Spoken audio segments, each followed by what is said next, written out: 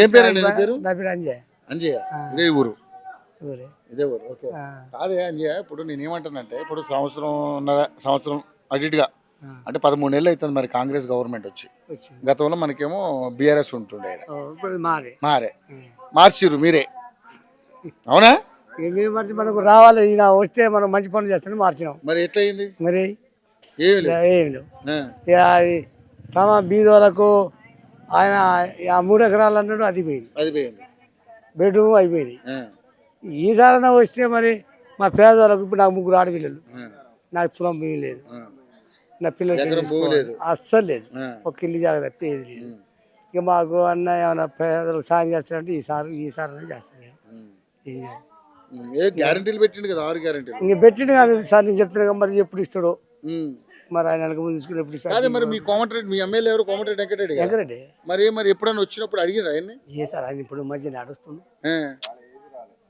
ఇంతవరకు రానేలేదు. అసలు గెలిచిన కానీ మీ ముఖమే లేదు. మన నల్గొండ మనకు మీటింగ్ అని పెట్టినా, రేపు మీటింగ్ అన్నాడు, ఆ మీటింగ్ కూడా పెట్టలేదు, బంద్ చేసి. ఇక అంతే ఇక మళ్ళీ ఎప్పుడు ఎలక్షన్ అప్పుడు మళ్ళీ వస్తాడు. ఇక ఇప్పుడు ఆడపిల్లలకు 2500 ఇస్తాం నెలకు అన్నాడు, అది లేదు. తమాం పేదోనికి సంవత్సరానికి 12,000 ఇస్తామన్నాడు. సరే అయ్యాను వస్తాడు, అయిపోయినాయి. ఇక 4 పింఛన్ అంటే ఇక 4 పింఛన్ అంటే ఇక భగవంతు ఎప్పుడు ఇస్తాడు మాది, కానీ ఇంతవరకు అయితే ఇస్తలేడు. ఇప్పుడు మేము మా పరిస్థితి ఏంటి? ఇక మమ్మల్ని రోజులు పట్టించుకోవాలి, గవర్నమెంట్ పట్టించుకోవాలి. 3 ఆడపిల్లలు, నాకు సెంటు భూమి లేదు. నేను ఇక కాళ్ళ నొప్పులు వచ్చినాయి కదా, సుక్కలు ఏటలు కొట్టుకుని బతున్నాను, నా భార్య బొంగులు అమ్మి బతున్నాను. అలా 3 పెళ్లి చేయాలి చేసిన. మీరు మాకు పెట్టే కళ్యాణ లక్ష్మి లేదు, నా బిడ్డల పెళ్లి అయిపోయినాయి, చేసిన కానీ ఇప్పుడు మాకు పెడతారు, అల్లుళ్ళు వాళ్ళు పెడతారు. ఇంకా అందుకనే మాకనే ఏమన్నా ఇంత ఇస్తారేమంటే, 4,000 పింఛన్ దానికి అవసరం అంటే 4,000 పింఛన్ అంటే ఆ సార్ మరి 4,000 పింఛన్ 2,000కే ఇబ్బంది అవుతుంది. ఆ కేసీఆర్ పెట్టి పైసలే పాప, ఆయన పుణ్యం. మంచిగా 2,000 పెట్టినా అయ్యే తింటున్నాం వాస్తవంగా. మాకు ఈసారి ఇస్తారు సార్, ఇస్తారు 2,000 ఇస్తారు. ఈసారి అన్న అయితే ఇంతవరకు అయితే ఒక్కరు రాలేదు సార్. మరి మీకు ఇల్లు లేదా? ఇల్లు అంటే పాత ఇల్లు ఉంది, నా బిడ్డ తీసుకుంది, కట్నం కింద తీసుకుంది. మీకు లేదు ఇప్పుడు ఇల్లు? మేము ఆ రేకుల కింద రేకుల కింద. మరి ఇందిరా ఇల్లు ఇస్తానంటున్నారు కానీ ఏ సార్ ఇస్తేనా 6,000 ఇస్తే, 5,000 6,000 ఇస్తే నాకు ఇల్లు అయితే సార్. మా దానికి కూడా రానిస్తలేదు సార్. మాకు వాస్తు చెప్పంటే ఇందిరాగాంధీ ఇచ్చిన ఇండ్లు అప్పుడు కట్టినా, ఇప్పుడు ఎన్ని సంవత్సరాలు? 23 సంవత్సరాలు. నా ఇల్లే పాతదైపోయింది. నా బిడ్డ కట్నం కింద నాయన మరి ఏం చేయాలి? నేను యానో చెట్టు కింద పట్టుకున్న బత్త, నేను నా భార్యని ముసలిని యాన్ ఒక్కడ బత్త ఇల్లు ఇచ్చేసిన. వాళ్ళే ఉంటారు. మేము ఆ సైడ్ ఒక రేకులు ఉన్నాయి అన్నీ. మరి అప్పుడు స్థానిక ఎన్నికలు వస్తున్నాయి కదా, సర్పంచ్ ఎన్నికలు, మరి ఎవరు గెలిచే అవకాశం ఉన్నది?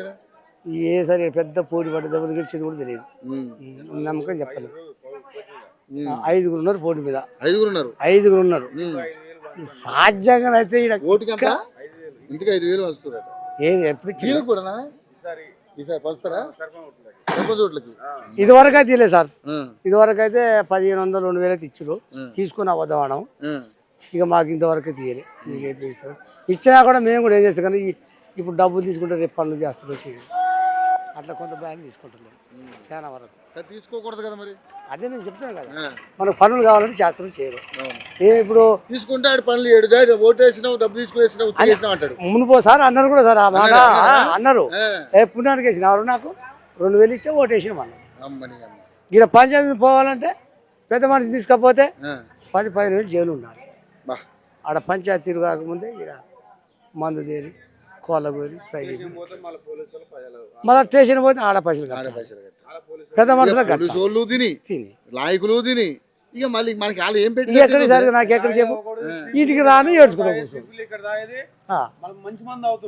మనం చీపిని ఇక్కడ తాగటైనా ఆ రోజు గోల్డ్ బంకు ఇచ్చర్ మందు మరి పోతే మన రాజస్థాన్ కోట అయ్యి అంటుంది. అది పెట్టాలంటే ఒక పంచాయతీ 20,000 జైలు ఉండాలి. ఆయన ఏం చంపడు. మళ్ళా మన చూడలు పెద్ద మళ్ళీ చేసుకోవాలి. ఆయన ఏమంటాడు, బోహిడిగా ఏం రా కేజీ పెట్టిన సపోర్ట్ పోయినావు, మా ఖర్చు ఏందని ఆయన వాళ్ళకి ఇవ్వాలి. పెద్ద మనుషులు మేము పనిచేడి కూర్చున్నాం మాకేరండి కాదే మరి నేను అంటున్నా ఇప్పుడు 13 నెలలు అయింది వీళ్ళు చూస్తేనేమో పరిస్థితి ఇట్లా ఉంది మరి ప్రజాపాలన అంటారు మరి ఆ ప్రభుత్వం బాగుంది ఈ ప్రభుత్వం బాగుందా ఇప్పుడు ఇప్పుడు ఈ కరువు చూస్తే మటుకు అదే మంచిగా అనిపిస్తుంది వాస్తవం చెప్పాలి వాస్తవంగా ఎందుకంటే ఆయన 2000 పెన్షన్ ఇచ్చిండు సరే ఈ ఇండ్లు అంటే ఇవ్వలేదు ఆ భూములు అంటే ఇచ్చిన కాడ ఇచ్చిండు ఈయన కాడ ఇవ్వలేదు కానీ ఆ మందం మాకేమన్నా ఒక 1 లక్ష 2 లక్షలు ఇస్తే మా హాస్పిటల్లో బాగుపడతాం కదా దళిత బంధు అన్నాడు ఈయన 12 లక్షలు అన్నాడు ఏకంగా దళిత 12 లక్షల రూపాయలు అన్నోళ్ళు మా ఊళ్ళో ఒక 10 మంది కొట్లాడుకున్నారు అవి వచ్చినాయి తెలియదు రాంది తెలియదు మేమేమంటున్నాం అంటే ఒకటే సార్ ఈ 12 లక్షలు అయితే ఒకరికి ఇస్తారు కదా 12 లక్షలు ఓ 12 మందికి ఒక 10 మందికి లక్ష కాడికి వాళ్ళకి దాంట్లో మేము అప్పసప్ప ఇంకో లక్ష తీసుకుంటాం కూరగాయ బేరము నాకు శాతం అయితే లేదు కూరగాయ బేరం లేకపోతే గట్ట ఏదైనా ఉపాధి మరి గదిస్తే కాదు మాకని మేము అనుకుంటున్నాం మరి మాకు ఇస్తే మా దగ్గర రానిస్తారు అది ప్రభుత్వాలు తీసుకునే కొన్ని నిర్ణయాలు దరిద్రంగా ఉంటాయి దరిద్రమనే కదా సార్ మీరు 10 లక్షలని ఆయన అన్నాడు దాన్ని 2 లక్షలు పెంచి 12 అన్నాడు ఆయన ఇచ్చింది లేదు ఈయన ఇచ్చింది లేదు ఎవరు తులం బంగారం అన్నాడు ఏకంగా అది లేదు నాకు కేసీఆర్ పరిపాలన మటుకు నా బిడ్డ 1 లక్ష వచ్చింది అబద్ధం అది వచ్చింది ఇప్పుడు నాకు ఈ ప్రభుత్వం ఏమీ లేదు అసలు ఇంతవరకు ఆ కేసీఆర్ పుణ్యాన్ని 2000 వస్తుంది అంతే అదే 2000 తప్పితే వేరే ఏం లేదు తిన్న కాడ కూడా పక్క చేప ఇంతవరకు నడుస్తుంది మాకు గోకడే సార్ మీరు తమ పేదవాళ్ళకు మాకు వాళ్ళు 10 లక్షలు 20 లక్షలు మాకు అవసరం లేదు మాకు 1,50,000 సాయం చేస్తే ఏదో బతుకుతాం అనుకుంటున్నాం కాదు నాయలు చూపిస్తారు రండి సార్ చూసి అదే మాట్లాడతా కానీ ఓకే అంతే ఉండదు సార్.